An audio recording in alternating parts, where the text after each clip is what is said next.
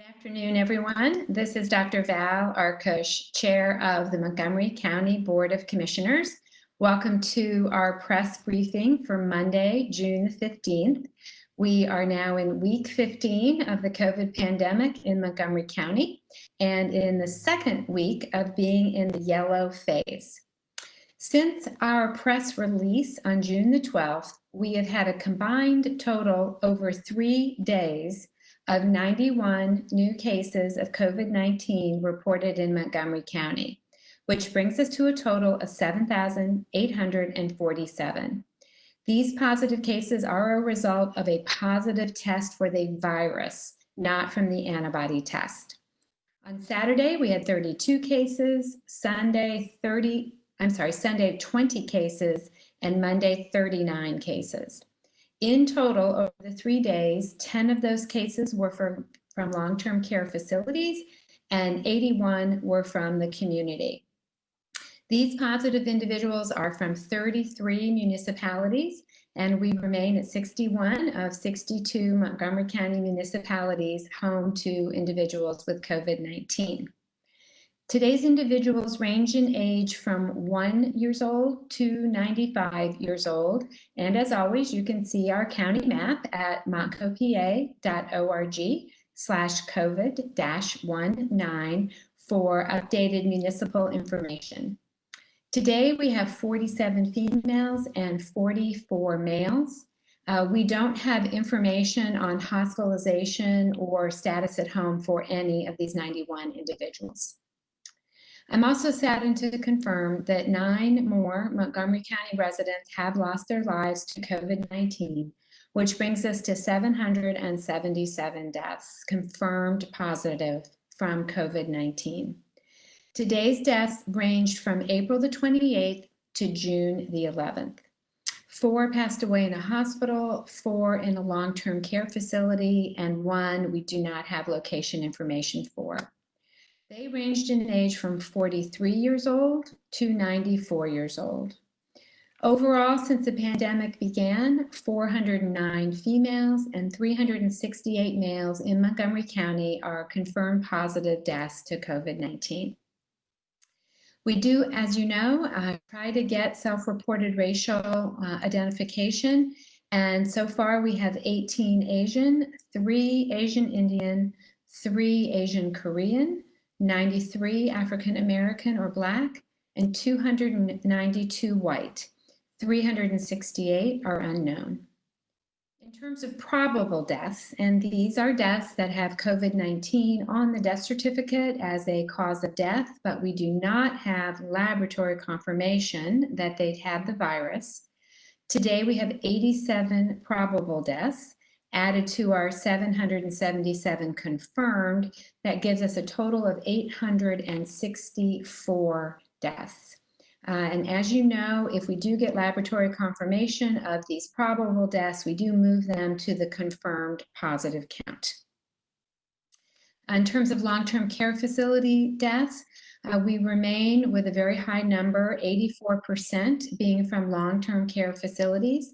Today it is 650 confirmed positive of the 777 confirmed positive. Our hospital beds have some really good news today. We are now at approximately 95 individuals hospitalized with COVID-19 in a Montgomery County hospital. So this continues a steady decrease over the past several weeks. Sadly, though, 24 of those individuals do require a ventilator, or approximately 25%. So we cannot forget that even though the numbers are down, individuals that are hospitalized are frequently quite seriously ill. The situation at the Montgomery County Correctional Facility remains stable. We have received all the results back from our second round of testing, and there are no new positives compared to what I have reported previously. All individuals who tested positive are stable. None of the inmates are currently experiencing any symptoms or have required hospitalization. In terms of community testing, just a reminder that any person who needs or wants to be tested for COVID-19 is welcome to visit any of our county sites. In fact, we would encourage you to do so. The more people we test, the better our data is, and the more that we can be sure to pick up any kind of a hotspot or disease outbreak. These sites are no cost. They do not require a healthcare provider's order, and our sites will test people of any age. One site is in Pottstown. This is a walk-up test site. It's located at our Office of Public Health at 364 King Street in Pottstown. Testing is available there Monday through Friday from 11 a.m. until 1 p.m., weather permitting. And to register for an appointment in Pottstown, you can call 610-970-2937 starting at 8:30 a.m. of the morning that you'd like to be tested. The Norristown walk-up site is located at the Delaware Valley Community Health Center at 1401 DeKalb Street in Norristown. And testing is available there Monday through Friday, 11 to 1, weather permitting. To register for an appointment in Norristown, you can call 610-592-0680, starting at 8:30 in the morning that you would like to be tested. And in both Pottstown and Norristown, we do have Spanish-speaking operators available. Our Montgomery County Community College drive-through site continues to be open and running smoothly. For the dates inclusive of April the 16th to June the 9th, we have now tested 9,304 individuals and received the results of 9,139, which represents 98% of the total. 1,235 of these individuals are positive or have tested positive. So for 45 days of testing, we're running 14% positive. However, the good news is for the last 14 days of testing, we're running a positivity rate of 12.9%. So we are starting to see that come down and begin to stay down. The appointments at the community college for Tuesday will open at 8 a.m. on Tuesday morning. Appointments can be made at montcopa.org/COVID-19 and click on the green County Testing Information button. Or you can also call 610-631-3000 beginning at 8 a.m. in the morning, and you can make an appointment by phone as well. Just a reminder, there are additional sites in the county that are now offering no-cost testing at both CVS and Rite Aid. Not all of them, so you should definitely check our map for updated locations, but many of them are. You can also check those respective pharmacy websites. They are no cost and they do not require a healthcare provider's prescription, but they will only test people who are 18 years of age or older. Anyone younger than that is welcome at any of our county-sponsored testing sites. So I've got more good news when it comes to our parks today. We are continuing our yellow phase parks opening plan. And we started June the 10th, and we are basing this plan on the adoption of CDC recommended measures to mitigate contagion spread during the state of Pennsylvania defined yellow phase. And we have used CDC guidance as well as guidance from the Pennsylvania Recreation and Parks Society to make this plan. Now, this reopening plan is predicated on some very important principles. One, we require social distancing, which we're defining as 6 feet between people. And very important, wearing of masks in the parks anytime visitors will be near other park users. 2, we are opening limited areas of our parks that are consistent with the guidelines that I referenced before. We've put out signage and we've contracted cleaning services to support this implementation guidance.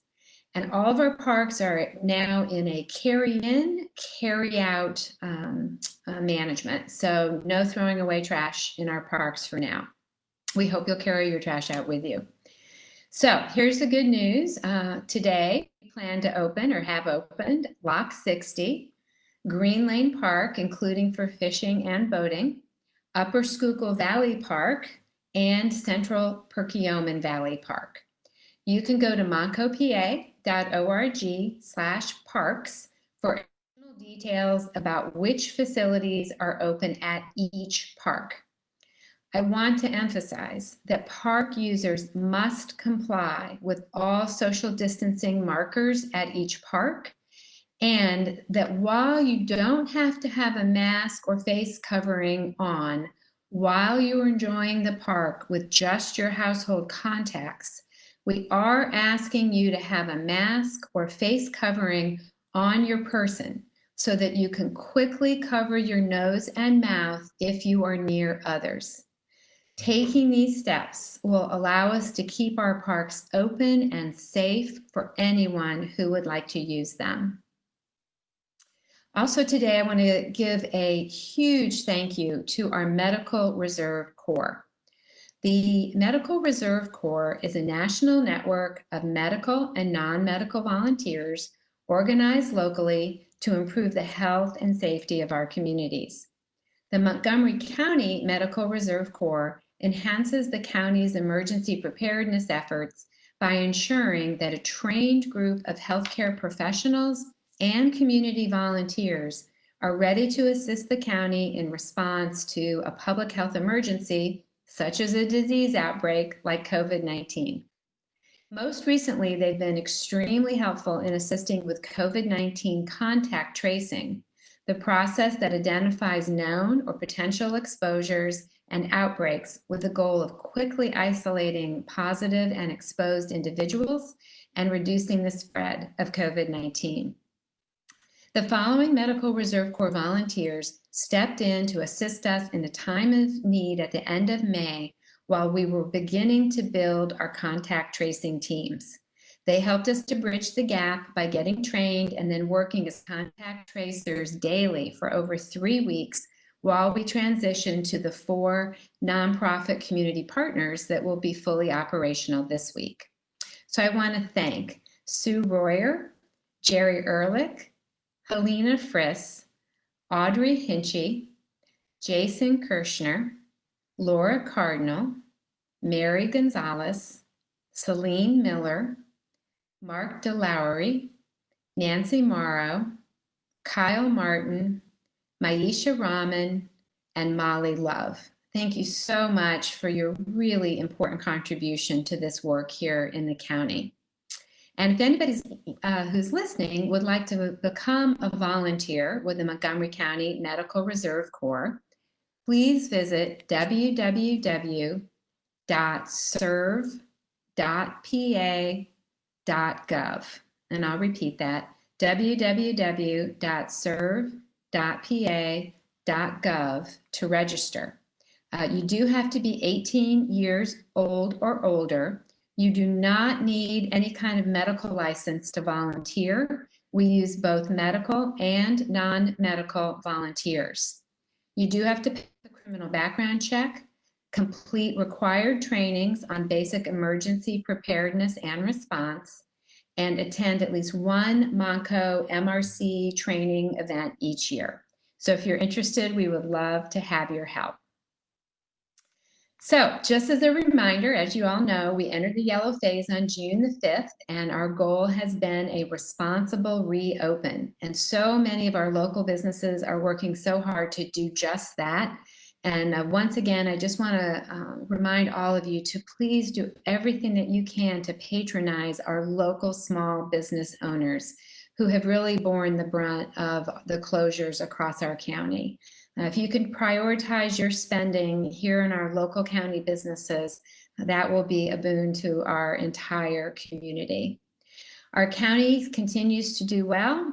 Our contact tracing is now up and running, fully staffed. We're able to do 100 contact tracings a day, and our community partner contact tracers are up and running.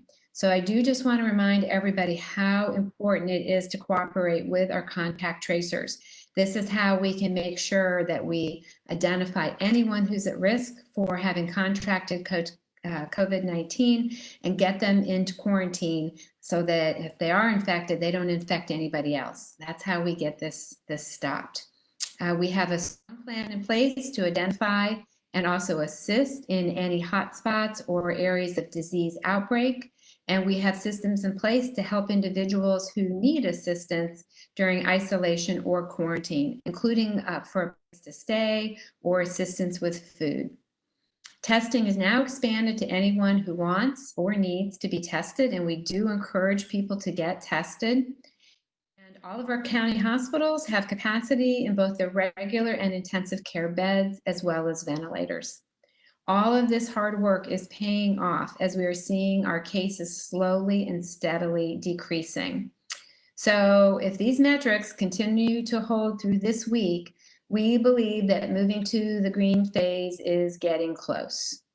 But remember that green does not mean go back to normal. There is still plenty of virus in our midst, and we must each continue to take personal responsibility for our actions. As a reminder, any one of us could have this virus and not have any symptoms, but be contagious. So covering a sneeze and a cough, good hand hygiene, keeping your distance, particularly when you're out in public around people who are not your household contacts, and wearing that mask in those situations is vitally important to keeping every single person in our community safe. And that's all I have for today. I would be happy to take any questions. We have no questions for today. Okay, well, that's easy then. So we will plan to see you on Thursday at 3 p.m. Thank you, Megan.